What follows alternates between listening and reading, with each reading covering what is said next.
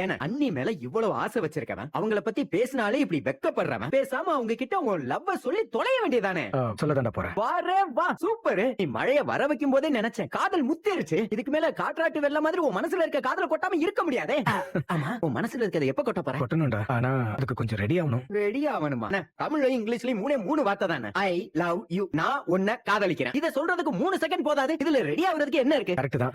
ஆனா அது சாதாரணமா எல்லாருமே சொல்றதுடா. ஆனா என் கண்மணி கிட்ட நான் அப்படி சொல்ல முடியாதுல்ல. அப்புறம் எப்படி சொல்ல போற? படம் எடுக்க போறேன். படம் எடுக்க போறியா? அண்ணா அவன் படம் எடுத்து ஆடி லான்ச் கொண்டு வரவே நாக்கு தள்ளி முச்சந்தில உட்கார்ந்திருக்காங்க. நீ ரொம்ப ஈஸியா சொல்லிக்கிட்டு இருக்க. அப்படியே படம் எடுத்தாலும் அதை எப்ப எடுத்து எப்ப அதை ரிலீஸ் பண்ணி அன்னைக்கு போட்டு காமிக்க போற. ஒருவேளை நீ படம் எடுத்தாலும் அதை உங்களுக்கு புரியணும்ல. புரியலன்னா என்ன பண்ணுவ? அது எப்படா புரியாம போகும்? அது எப்படி நீ அவ்வளவு உறுதியா சொல்ற? ஏன்னா என் படத்துல ஹீரோ நான் தான், ஹீரோயின் கண்மணி. எப்படி ஒண்ணும் விளங்கல. விட்டா உன் படத்துல எனக்கு ஒரு கேரக்டர் கொடுத்து என்னைய வச்சு செய்வ போல இருக்கேன். அதுக்கும் வாய்ப்பு இருக்குடா. ரெடியா இரு. இங்க பாருங்க, இதுக்கு மேல பாடி தாங்க. உன் பிளான் என்னன்றதை தயவு செஞ்சு உடைச்சு சொல்லு ராஜா.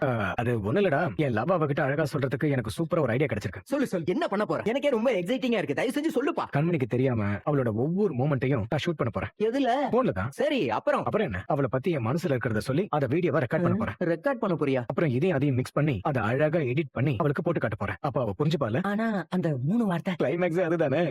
அண்ணா இது வேற லெவல் ஐடியாவா இருக்கே. ஆனா எப்படி நீ இப்படி ஒரு ஐடியாவை யோசிச்ச? ஒரு விஷயத்தை வார்த்தையால சொல்றதை விட அதை விஷுவலா காட்டுறப்ப அதோட இம்பாக்ட் ரொம்ப அதிகமா இருக்கும். நம்ம சொல்ல நினைக்கிறது எந்த குழப்பமும் இல்ல.